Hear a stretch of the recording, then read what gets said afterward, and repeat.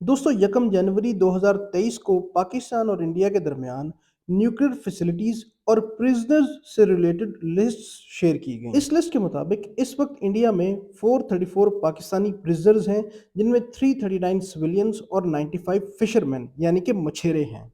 इसी तरह इस वक्त पाकिस्तान में 705 इंडियन प्रिजनर्स, जिनमें के 51 सिविलियंस और 654 फिशरमैन शामिल हैं, कैद हैं। मगर इस एक्सचेंज में हैरान कुन बात यह है कि क्यों दो ऐसे मुल्क जो एक दूसरे के दुश्मन तस्वुर किए जाते हैं, एक दूसरे के साथ न्यूक्लियर फैसिलिटीज की लिस्ट शेयर करेंगे, वो भी एक ऐसे वक्त पर जब इन दोनों ममालिक के दरमियान हालात इंतहाई कशीदा हैं और हाल ही में इंडियन फॉरेन मिनिस्टर और पाकिस्तानी फॉरेन मिनिस्टर के दरमियान इंतहाई सख्त अल्फाज का तबादला भी हुआ हो। तो आज हम आपको ये बताएंगे कि ऐसा क्यों मुमकिन हुआ। मगर आगे बढ़ने से पहले अगर आपने अभी तक हमारे चैनल को सब्सक्राइब नहीं किया तो प्लीज इसे सब्सक्राइब करें और बेल आइकन को दबाएं।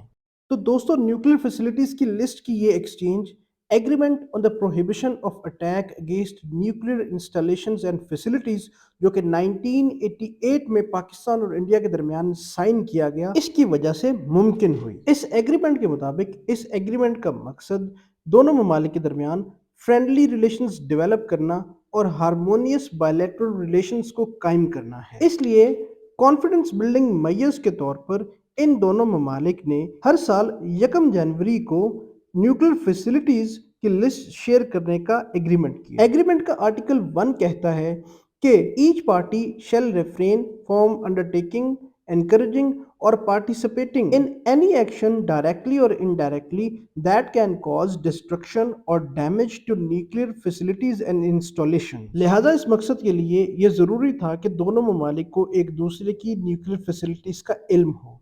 इन फैसिलिटीज़ में nuclear power plants, research reactors, fuel fabrication centres, uranium enrichment plants, isotopes separation and reprocessing facilities के साथ साथ ऐसी तमाम फैसिलिटीज जहां पर फ्रेश या इरेडिएटेड न्यूक्लियर फ्यूल या मटेरियल स्टोर किया जाता हो, क्योंकि जंग के दौरान ऐसी फैसिलिटीज को नुकसान पहुंचना आम आवाम के लिए इंतहाई खतरनाक साबित हो सकता है। और यूं भी एशिया में 3 न्यूक्लियर पावर्स की मौजूदगी की वजह से ये दुनिया का न्यूक्लियर फ्लैश पॉइंट कहलाता है। इसलिए यहाँ पर ऐसे रेगुलेटरी एग्रीमेंट्स का होना बहुत ज़रूरी है जो इन ममालिक के दरमियान एस्केलेशन के दौरान इनको न्यूक्लियर फैसिलिटीज़ को निशाना बनाने से रोके रखें। इस तरह की एक इंतहाई खतरनाक एपिसोड मार्च 2022 में देखने में आई, जब इंडिया ने बाय मिस्टेक एक मिसाइल पाकिस्तान में फायर कर दिया। ये मिसाइल पाकिस्तान की फिजा में 124 किलोमीटर ट्रेवल करने के बाद